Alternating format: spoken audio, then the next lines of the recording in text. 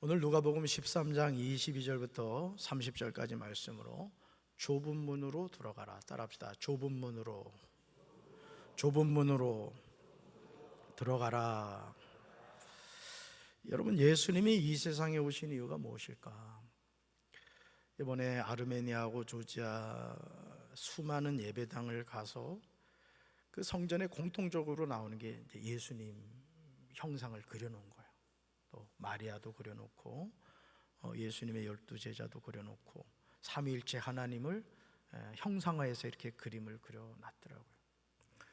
근데 제가 물론 저는 대한민국 사람이기 때문에 그런 정서에 익숙하지 않지만은 제가 그 산꼭대기를 숨가쁘게 올라가서 그 그림들을 보면서 제가 느낀 것이 뭐냐면은 교회가 이게 화석화되면 안 되겠구나. 그러니까 성화만 있으면 안 되겠구나. 오늘 우리 청성계 어진이하고 청성계 학생들이 온 마음 다해 내가 주 사랑합니다 이 고백을 한 것처럼 신앙이 현재적이고 살아있지 않으면 과거의 이야기가 될 뿐이구나, 이걸 정말 많이 느꼈어요. 그러니까 아르메니아와 조지아를 10여일 동안 이렇게 다니면서 이 사람들이 정말 예수 믿는 사람일까? 이 나라가 정말 그리스의 나라인가? 곳곳에 산꼭대기에 화려한 성전은 있지만 과연 거기 생명은 있는가? 이런 생각을 참 많이 했어요. 자, 다시 질문합니다. 예수님이 이 세상에 오신 이유가 무엇일까요? 우리는 예수님이 공생활을 시작하시면서 가장 먼저 외치신 복음이 무엇인가를 살펴야 돼요. 30세가 되어서 공적인 삶을 시작하신 예수님의 입에서 나온 첫 복음이 뭐냐 이거죠. 그러면 예수님이 이 세상에 말씀이 육신이 되어서 오신 분명한 이유를 알게 돼요. 가장 먼저 외치신 복음이 뭐냐? 마태복음 4장 17절에는 예수님이 처음으로 외치신 복음이 분명하게 나와요. 우리 말씀 한번 읽어봅니다. 이때부터 예수께서 비로소 전파하여 이르시되 회개하라 천국이 가까이 왔느니라 하시더라. 아멘. 이런 이 말씀 보세요. 이때부터는 언제일까요? 예수님이 30세가 되신 공생애를 시작하신 그 시점을 말하는 거예요. 근데 예수께서 비로소 전파하여 말씀하셨다는 거예요. 뭐라고요? 회개하라 천국이 가까이 왔다. 예수님이 공생애를 시작하시면서 외치신 최초의 복음이 뭐라고요? 따라합시다. 회개하라 천국이 가까이 왔느니라. 뭐 하라고요? 뭐가 가까이 왔다고요? 천국이 가까이 왔다. 결국 예수님이 이 세상에 오신 이유는 뭘 주시기 위함이에요? 우리에게 천국을 주시기 위함이란 말이에요. 어떤 사람이 그 천국을 소유하게 된다? 회개하는 사람이 천국을 얻게 된다는 거죠. 그러므로 예수님은 공생애를 통해 계속하여 천국 하나님의 나라에 관해서 전했어요. 그래서 여러분, 우리가 성경을 펼쳐서 읽을 때마다 우리는 이 성경 말씀에서 뭐를 찾아야 되는 거예요? 천국 하나님의 나라를 찾아야 되는 거예요. 왜 하나님은 천국을 만드셨고, 왜 우리는 천국을 가야 되고, 왜 하나님은 우리에게 이 천국에 대해서 계속 말씀하시는가를 우리가 깨달아야 된다는 거죠.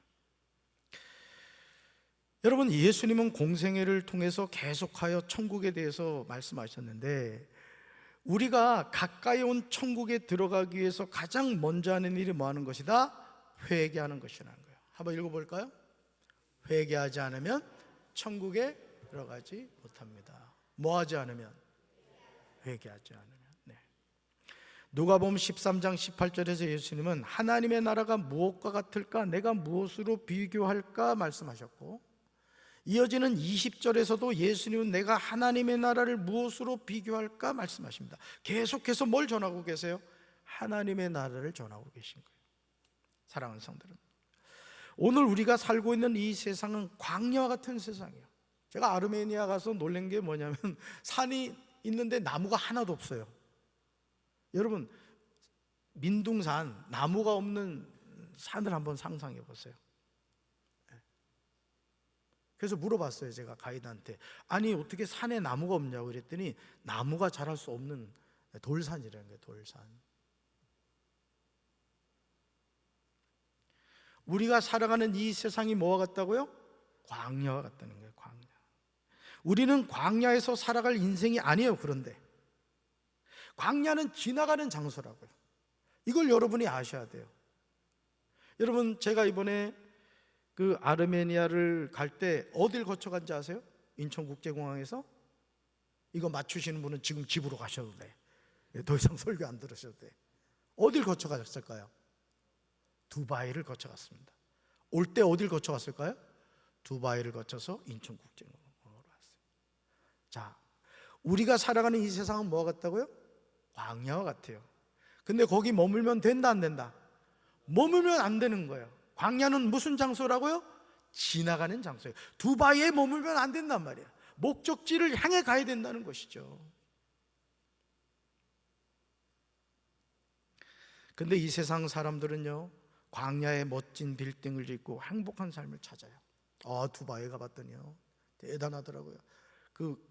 무슨 이름이지? 갔다 오고도 모르겠네. 840m인가요? 840m 그 건물이 있더라고요. 삼성물산에서 지었대요. 3일마다 한 층을 올렸대요. 3일마다. 그 나라의 90% 이상이 사막이래요. 근데 지도자를 잘 만나가지고 하여간 뭐 얼마나 나라가 부강한지 몰라요. 공무원들의 기본 월급이요, 1년에 2억 이상이래요. 2억. 기본적으로 2억 이상이래요. 그래서 그 나라는 부정부패가 없대요. 나라에서 워낙 많이 줘가지고. 사막인데도 불구하고 거기에다가 800m가 넘는 건물을 올렸더라. 오늘 우리가 이 세상을 살면서요, 우리는 자꾸 이 광야에 머무르려고 합니다. 이 광야에 빌딩을 지려고 하고, 이 광야가 좋다라고 말해요. 근데 광야는 무슨 장소라고요? 지나가는 장소라고요. 지나가는 장소. 광야는요, 사람이 살 수 있는 장소가 아니에요. 광야는 하나님의 은혜가 없이는 살아갈 수가 없는 것이에요. 그러므로 이스라엘 백성이 광야를 지나갈 때 하나님은 그들을 살리시기 위해서 하나님의 놀라운 은혜를 베풀어 주셨어요. 살 수 없는 장소로 하나님이 인도하시고 그들이 살 수 있는 방법을 제시하셨어요. 말씀 같이 읽습니다. 여호와께서 그들 앞에서 가시며 낮에는 구름 기둥으로 그들의 길을 인도하시고 밤에는 불 기둥을 그들에게 비추사 낮이나 밤이나 진행하게 하시니 낮에는 구름 기둥, 밤에는 불 기둥이 백성 앞에서 떠나지 아니하니라. 아멘. 여러분이 성경을 읽을 때요, 이 성경의 그 문자 하나를 참 잘 봐야 됩니다. 여러분, 구름 기둥과 불 기둥이 이스라엘 백성 뒤에 있었어요, 앞에 있었어요? 방금 읽어놓고도 전혀 안 읽은 것처럼 앞에 있었죠. 왜? 인도해야 되니까 그런 거예요. 오늘 우리 눈에는 보이지 않지만 여전히 우리 삶에 낮에는 무슨 기둥이 있고 구름 기둥이 있고 밤에는 무슨 기둥이 있다고요? 불 기둥이 있다는 거예요. 사랑하는 성도 여러분, 광야 여정에서 우리가 주목해서 보아야 하는 내용이 있어요. 그것은 여호와께서 이스라엘 백성 앞에서 가셨다는 사실이에요. 이걸 놓치면 안 됩니다. 오늘 내 인생이 내 거인 것 같지만, 내가 살아가는 것 같지만 사실은 그렇지 않단 말이에요. 담임 목사가 아르메니아와 조지아를 여러분 어떻게 갔다 왔습니까? 제가 비행기 몰고 갔다 왔습니까? 아니에요. 저는 이코노미석에서 그냥 겸손하게 13시간을 견뎠어요. 그러니까 기장이 두바이를 거쳐 아르메니아로 저를 데려다 주더라고요. 우리 인생도 마찬가지인 거예요. 저는 저와 여러분을 하나님께서 인도해 주시길 주님의 이름으로 축원합니다. 주님의 이름으로 축원합니다.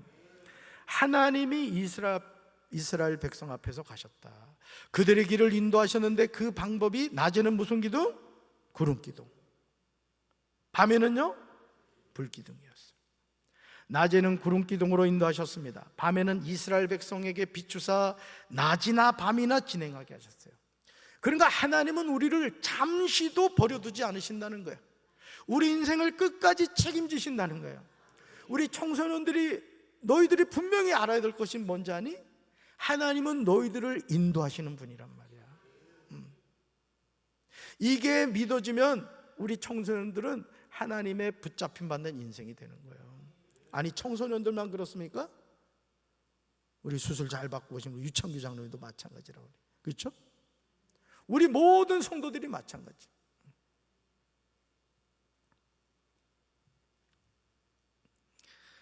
낮의 햇볕과 더위에 하나님이 구름 기둥으로 만드신 그늘이 이스라엘 백성을 편안하게 이동할 수 있었어요. 여러분, 대낮에도요, 햇빛이 쨍쨍 내리비치는 대낮에도 이 그늘이 있으면 어떻게 해요? 시원하죠.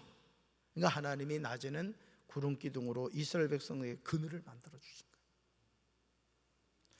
밤에는 매섭게 추운 광야에서 불기둥이 따뜻한 온기로 이스라엘 백성을 감싸주심으로 얼어 죽지 않고 이동할 수 있도록 해주신 거예요. 핫팩이 없었단 말이에요. 그렇지만 하나님께서 불기둥을 통해서 이스라엘 백성들이 광야에서 얼어 죽지 않게 하셨다. 그래서 여기서 정말 중요한 사실은 낮에는 구름 기둥이, 밤에는 불기둥이 이스라엘 백성 앞에서 떠나지 아니했다는 거예요. 내 너를 버리지도 않으리라, 내 너를 떠나지도 않으리라 약속하셨던 주님, 그 주님이 누구 주님이라고요? 나의 하나님, 나의 주님이시란 말이에요. 아멘이십니까? 이런 하나님의 보호하심이 광야와 같은 이 세상을 살아가고 있는 우리에게 동일하게 일어나고 있다는 거예요. 누가복음 13장 22절에서 예수님은 여러 성읍과 마을에 들르셔서 가르치시면서 예루살렘으로 여행하셨습니다. 그런데 어떤 사람이 예수님께 이렇게 묻는 거예요. 주님, 구원받을 사람이 적습니까? 라고 물었어요. 어떤 사람이 예수님에게 질문하는 내용이 조금 뚱딴지 같지 않습니까? 그러나 신앙생활하는 우리가 궁금해하는 질문이 아닐 수가 없어요. 과연 구원받는 사람이 많으냐 적으냐? 사랑하는 성도, 하나님의 소원이 무엇인지 아세요? 제가 설교를 통해 여러 번 말씀을 드렸던 부분이에요. 하나님의 소원이 무엇입니까? 성경에서 하나님의 소원이 무엇인지 구체적으로 기록하고 있어요. 이런 말씀은 꼭 암송하셔야 돼요. 하나님의 소원이 뭐냐? 우리는요, 성경에 기록된 하나님의 말씀을 통해서 하나님의 소원을 알고 말씀에 순종해야 돼요. 디모데전서 2장 4절에서 바울은 우리에게 하나님의 소원에 관해서 전해주고 있어요. 우리 말씀 같이 읽습니다. 하나님은 모든 사람이 구원을 받으며 진리를 아는 데 이르기를 원하시느니라. 아멘. 하나님의 소원은요, 모든 사람이 구원을 받는 거예요. 쓰레기 같은 인생, 인간 말종이라고 하는 그런 사람조차도 하나님은 구원받기를 원하신다. 정말 놀랍지 않아요? 허물과 죄로 죽은 인생이 뭐가 이쁘다고 하나님은 모든 사람이 구원받기를 원하시는 것일까요? 우리가 이해할 수 없는 하나님의 소원을 알아야 돼요. 그러므로 예수님이 예루살렘으로 여행하시는 가운데 어떤 사람이 질문한 내용, 주님, 구원을 받을 사람이 적습니까? 이 질문을 주목해서 보아야 합니다. 오늘 많은 사람이 성령으로 시작하였다가 육으로 마치는 일들이 적지 않아요. 이번에 제가 성지순례에 가서 계속 느꼈던 게 그거예요. 정말 우리 신앙이 살아있지 않으면 오래된 역사적인 건물만 남게 되는구나, 이거예요. 우리 한국교회도 지금 아주 급속히 그렇게 되고 있다는 거 여러분 아시죠?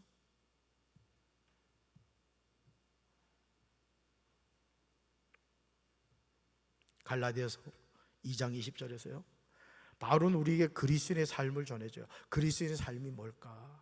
우리 말씀 같이 읽습니다. 나는 그리스도와 함께 십자가에 못 박혔습니다. 이제 살고 있는 것은 내가 아닙니다. 그리스도께서 내 안에서 살고 계십니다. 내가 지금 육신 안에서 살고 있는 삶은 나를 사랑하셔서 나를 위하여 자기 몸을 내어주신 하나님의 아들을 믿는 믿음 안에서 사랑하는 것입니다. 아멘. 이 말씀도 여러분이 꼭 암송하셔야 될 말씀이에요.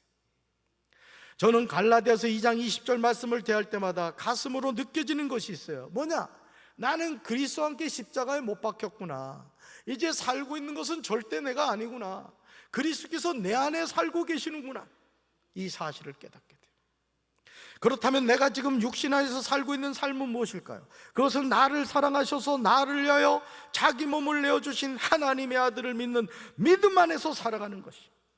우리 청소년들이 꼭 기억해야 될 게 뭔지 아니? 너희들이 공부 열심히 해서 좋은 점수를 받고 좋은 대학에 가는 것, 목사님은 꼭 그렇게 되길 바래요. 오늘 김혜환 전사님이 전화를 해가지고 이제 이번에 뭐 수시로 거의 다 간다면서? 수시 지원을 거의 다 한다면서 앞으로 새벽 기도 때도 기도해 주시고 금요 성령 기도회 때도 기도해 주시고 교회 승강기에다가 그 포스터를 만들어 게시를 하겠다는 거예요. 그래서 그러라 그랬죠. 현수막도 만들라고. 현수막도. 근데 더 중요한 게 있어요, 얘들아. 너희들이 열심히 공부해서 좋은 점수를 받고 너희들이 원하는 대학에 학과에 진학하는 것도 중요하지만 더 중요한 게 있다고. 이제 내가 사는 것은 누가 사는 것이 아니고 내가 사는 것이 아니고 내 안에 누가 사는 것이라고? 하나님, 그리스도가 사는 거야. 그러니까 다윗이가 공부하는 이유는 누구 때문이야? 하나님 때문인 거야. 여러분이 사는 이유가 누구 때문입니까? 하나님 때문이라고요. 우리가 이걸 놓치면 안 돼요. 우리가 이것을 깨닫지 못하면 우리는 그리스도가 내 안에 살아계심을 깨닫지 못하고 내가 살아있다고 착각하는 거예요. 결국 우리는 진짜 그리스도인이 아니라 가짜 그리스도인으로 살다가 구원받지 못하고 지옥에 가게 되는 거예요. 오늘 유럽의 많은 교회들이요, 화려한 건물들은 남아있어요. 근데 살아있는 성도들이 없는 거예요. 살아있는 성도들이. 제가 미국을 다녀온 적이 있었는데 미국도 가보니까요, 심지어 아펜젤라 그 선교사님이 다니던 교회예요. 그런데도 불구하고 그 큰 교회 말이죠, 머리가 허연 백인 할아버지 할머니들이 30명도 안 돼. 30명도. 파이프 오르간이요, 우린 이거 가짜잖아. 우리끼리 얘기지만 이거 보면 꼭 저한테 물어봐요. 야, 오르간도 있다고. 네, 이미테이션입니다 하면 표정이 싹 바뀌어. 그냥 이왕 알면 진짜 해놓지 말이야.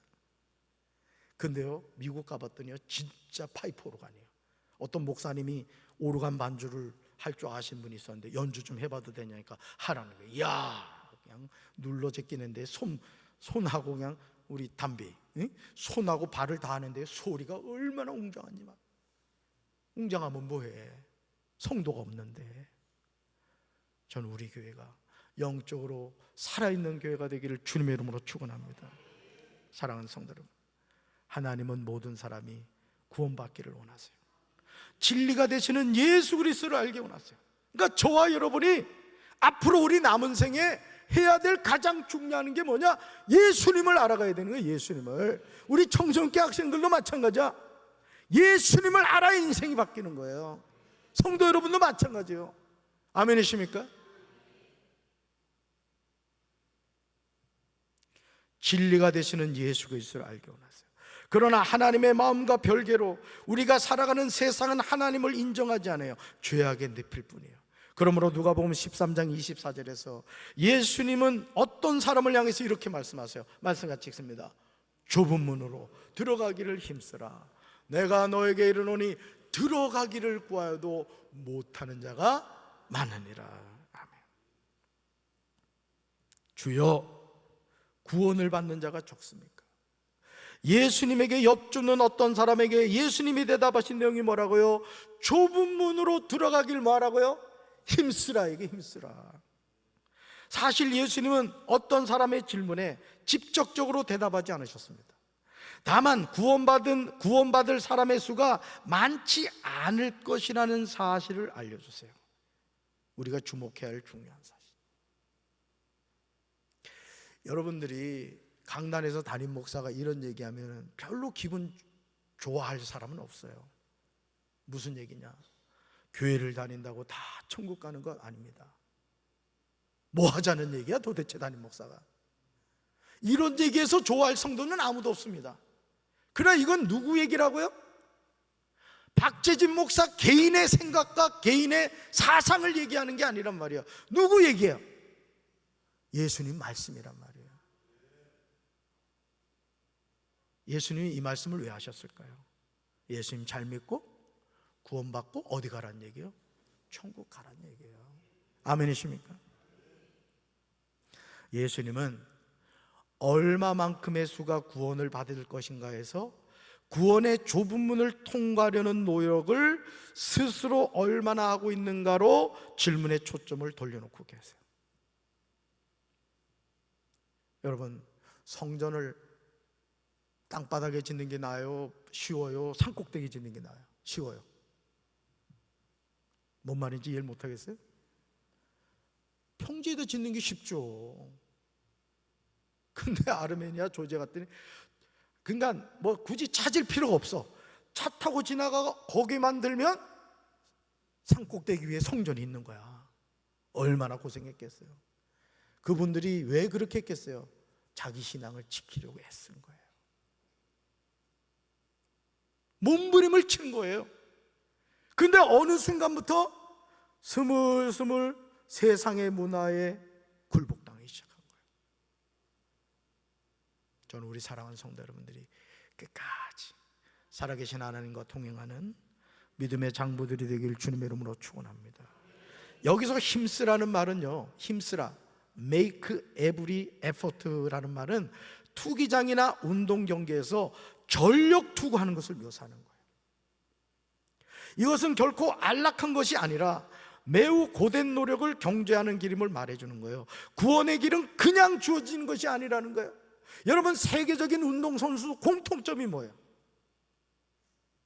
자기 관리를 합니다. 철저한 자기 관리를 해요.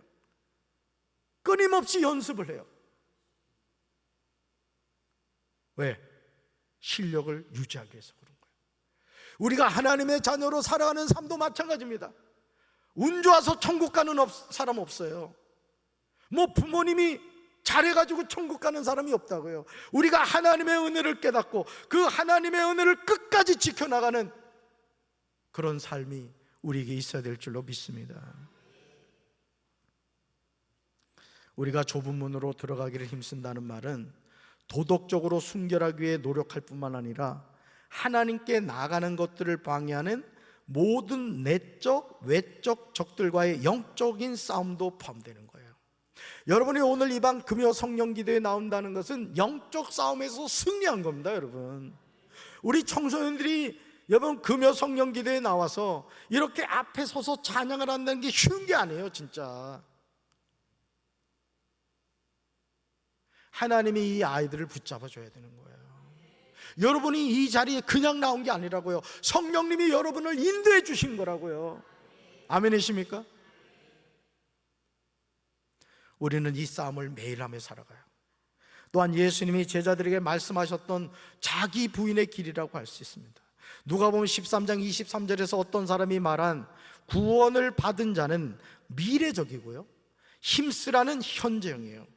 그러니까 우리가 이 믿음의 선한 싸움에 승리하는 것은 내가 과거에서 성령불 받고 내가 충만하고 내가 믿음 안에서 살았다는 과거형이 되면 안 된다고요. 늘 현정이 돼야 되는 거야. 지금 깨어 기도해야 되고, 지금 성령 충만해야 되고, 지금 하나님과 동행하는 삶을 살아야 되는 거예요. 아멘이십니까?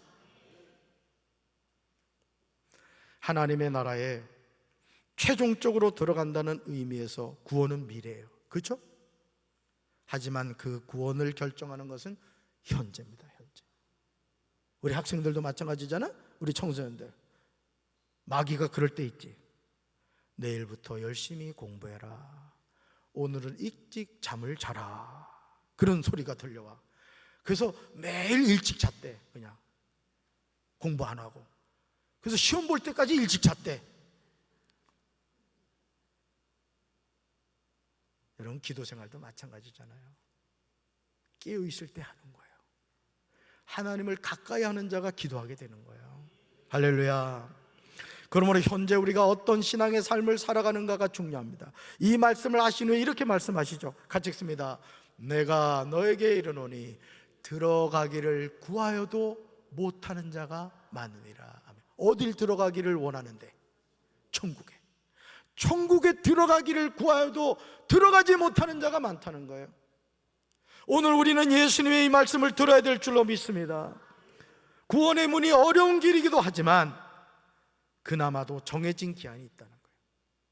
그리하여 그 기간이 지난 뒤에는 들어가고자 해도 불가능하다는 거예요. 이어지는 25절부터 나오는 내용이 그거예요. 오늘도 정종일 집사님 요양병원 신방을 갔다 왔어요. 다리가 많이 부었다고 권사님이 얘기하셔가지고 갔다 왔어요.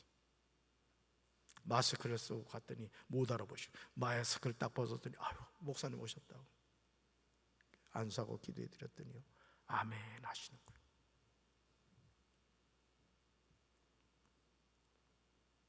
정 집사님의 인생에 남은 때가 언제까지인지 모르지만 저는 오늘 정 집사님의 그 아멘의 고백을 통해서 하나님 사랑합니다 이 고백을 제가 따라하라고 했어요. 이 몸이 안 좋아 혀가 잘 안 돌아가세요. 우문하시더니 나중에는 따라하시더라고요. 기도해 드렸더니 아멘 하시네. 여러분 쉬울 것 같아요? 목사님 저는요 요양원에 누워 있어도요 담임 목사님이 오면 벌떡 일어나가지고 아멘 할렐루야 이럴 거예요? 꿈 깨세요. 꿈 깨. 쉬운 게 아니에요. 쉬운 게. 우리 몸이 병들고 아프면요 만사가 귀찮아지는 겁니다. 예. 여러분 우리 한국을 대표하는 어느 목사님이 있었는데 누구라고 얘기는 하지 않겠어요. 제자들이 찾아갔더니요 얼마나 욕을 해제끼는지 그냥 아주 욕을 그렇게 그냥 막 해제끼더라는 거예요.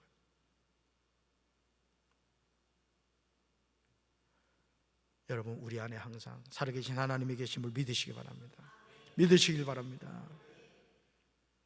창세기 7장 16절에서요 노아의 8 식구가 방주에 들어간 후에 하나님이 방주의 문을 닫으세요. 방주의 문을 닫으신 분은 하나님이시라는 사실이에요. 오늘 우리가 누구에게나 복음을 전해야 하는 이유는 하나님이 택한 백성일 수 있기 때문인 거예요. 우리는 몰라요. 우리는 하나님이 누굴 택했는지 몰라요. 그러나 우리가 해야 할 일은 뭐냐? 복음을 전하는 거예요. 그러면 그 복음이 반응하는 사람이 있는 거예요. 반응하는 사람이. 하나님은 그 영혼을 구원하시죠. 아멘이십니까? 집주인이 일단 문을 닫은 후에 사람들이 밖에 서서 두드리며 주님 문을 열어주십시오 졸라도 주인은 이렇게 말씀한다는 거예요. 너희가 어디서 왔는지 나는 모르겠다. 그때 사람들이요 이렇게 말합니다. 우리는 주님과 함께 먹고 마셨으며 주님은 우리 마을 길거리에서 가르치셨다. 그러나 주인은 이렇게 말하죠. 같이 읽어볼까요? 너희가 어디서 왔는지 나는 모른다. 이 행악하는 모든 자들아 모두 내게서 떠나가라. 누가복음 13장 25절과 26절에서요 동일하게 나오는 표현이 있어요. 읽어볼까요? 나는 너희가 어디에서 온 자인지 알지 못한다. 이게 무서운 말씀입니다. 누가 이 말씀을 하신다고요? 예수님. 여러분 예수님 아시죠? 예수님 사랑하시죠?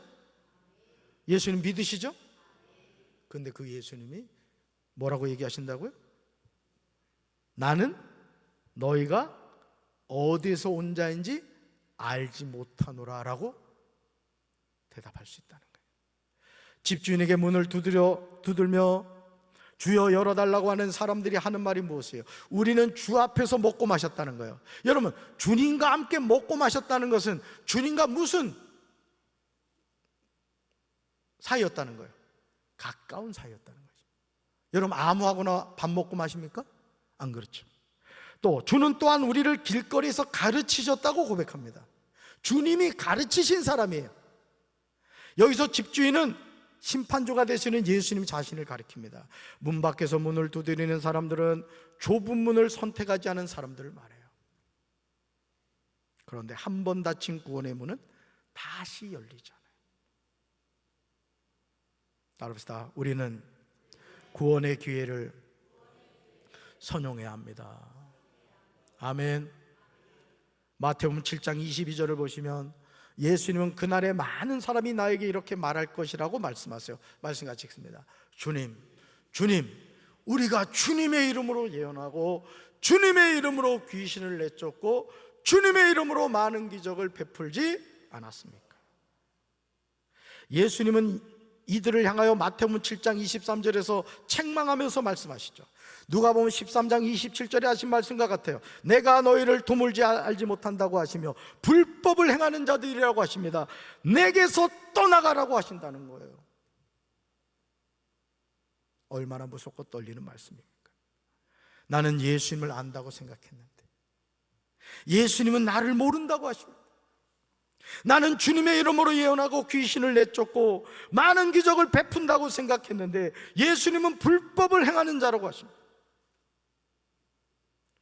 오늘 제 머리를 깎아주는 전용 미용실에 가서 이발을 하고 왔습니다. 잘 나왔죠? 네. 오윤경 미용사가 깎아줬어요. 근데 거기서 이제 갔더니 두 분이 더 있더라고요. 요 근처 교회 어느 권사님이 와 계셨는데 권사님이 그 얘기를 하는 거예요. 어느 목사님이 교회를 개척하셔가지고 교인이 한 10,000명이 넘게 부흥했대요. 근데 이 목사님이 뭐 기도하시는 가운데였는지 하여간 하나님을 만난 거예요. 하나님을 만났는데 하나님이 이 목사님을 모른다고 하시더라는 거예요. 여러분, 저도 개척교회 7년을 지하에서 했었지만은 교회를 개척해가지고 그 교회가 10,000명이 넘는다는 건요, 이건 불가능한 일입니다. 여러분, 쉬운 게 아니에요 사실은. 그런데 그런 충성되고 놀라운, 우리가 생각할 때 놀라운 능력의 종을 누가 모른다고 했다고요? 하나님이 모른다고 하더래요. 너무너무 이 목사님 충격을 받아요. 여러분, 오늘 우리가 신앙생활하면서 여기 서 있는 저도 마찬가지. 내가 뭘 했고 이거 중요한 게 아니란 말이에요. 하나님이 나를 알고 계시는가? 내가 정말 예수 이름으로 구원을 받았는가? 회개하라 천국에 가까이 왔느니라 주님은 말씀하셨는데 나는 진정한 회개를 통해 죄 사함 받고 하나님의 자녀가 되었는가? 우리 자신을 점검해야 돼요. 아멘이십니까?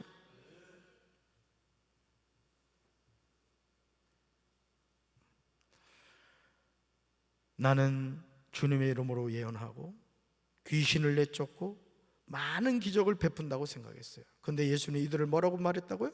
불법을 행하는 자라고 하셨다. 누가복음 13장 28절에서 우리가 이해할 수 없는 충격적인 내용이 나와요. 말씀 같이 읽어볼까요? 너희가 아브라함과 이삭과 야곱과 모든 선지자는 하나님 나라에 있고 오직 너희는 밖에 쫓겨난 것들을 볼 때 거기서 슬피 울며 이를 갈리라. 아멘. 아브라함과 이삭과 야곱과 모든 선지자는 구원을 받은 믿음의 조상들이에요. 그리고 예수님이 여기서 말하는 너희는 믿음의 조상인 아브라함의 자손들이라는 거죠. 그런데 믿음의 조상들은 하나님의 나라에 있는데 정작 그의 후손들은 밖에 쫓겨났다는 거예요. 그리고 거기서 슬피 울며 이를 갈리라고 말씀하십니다. 오늘 목사님 자녀들 가운데 교회 안 다니는 자녀들 많다는 거 아시죠? 장로님 자녀들 가운데 예수를 부인하는 자녀들이 많다는 거 여러분 아시죠? 정말 우리가 이런 부분을요 심각하게 생각해야 됩니다. 우리 자녀를 위해 눈물로 기도하는 부모들 되시기 바랍니다. 우리 교회학교 교사들도 마찬가지예요. 내가 맡고 있는 아이들을 위해서 눈물로 기도하는 교사들이 되셔야 돼요. 우리 교육자들도 마찬가지고. 아멘이십니까?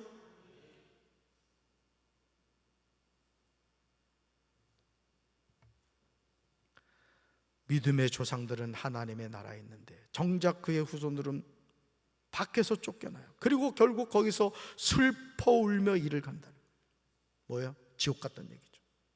그러므로 이제 우리는 현재 내가 좁은 문으로 들어가기를 힘쓰고 있는지 자신을 살펴야 돼요. 마태복음 7장 13절 말씀 우리가 명심해야 돼요. 말씀 같이 읽습니다. 멸망으로 인도하는 문은 크고 그 길이 넓어 그리로 들어가는 자가 많다. 한 번 더요. 멸망으로 인도하는 문은 크고 그 길이 넓어 그리로 들어가는 자가 많다. 아멘. 나중된 자로서 먼저 될 자도 있고 먼저 된 자로서 나중될 자도 있어요. 사랑하는 성도 여러분, 저는 우리 사랑하는 성도 여러분들이 좁은 문으로 들어가기를 힘쓰시길 주님의 이름으로 축원합니다. 내가 예언을 하고 귀신을 내쫓고 많은 기적을 베푸는 것, 저는 여러분들이 그런 은사를 받게 되길 바라요. 저는 우리 성도들이 하나님이 주신 능력을 받게 되길 바랍니다. 그러나 그런 현상이 중요한 게 아니란 말이야. 아무리 엄청난 능력을 행한다 할지라도 예수님이 나는 너를 모른다고 말씀하실 수 있다는 거예요. 항상 우리는 겸손하게 내가 구원의 길을 가고 있는지, 내가 구원받은 하나님의 자녀인지 늘 자신을 살피고 겸손히 하나님과 동행하는 우리 성도들 되기를 주님의 이름으로 축원합니다. 가슴에 손 얹겠습니다. 사랑의 주님, 오늘 우리가 이 땅을 살아가면서 많은 사람들 가운데 아무것도 내놓을 거 없는 부족한 제가, 우리가 하나님의 자녀로 살아갑니다. 그러나 오늘 주님께서 우리에게 말씀하시기를 주의 이름으로 예언을 하고 귀신을 내쫓고 많은 권능을 행한다 할지라도 이 불법을 행하는 자들아, 내게서 떠나가라. 내가 너희를 도무지 알지 못한다고 책망하셨습니다. 내가 내놓을 것도 없고 능력도 없고 자랑할 거 없다 할지라도 나는 죽고 내 안에 예수 그리스도가 살아계심을 깨닫고 광야와 같은 이 세상에 머무는 인생이 아니라 표대를 향하여 그리스도 예수 안에서 부르시는 부름의 상을 향하여 날마다 힘쓰며 믿음 안에서 승리하는 삶을 살아가게 도와주시옵소서. 예수님의 이름으로 간절히 기도합니다.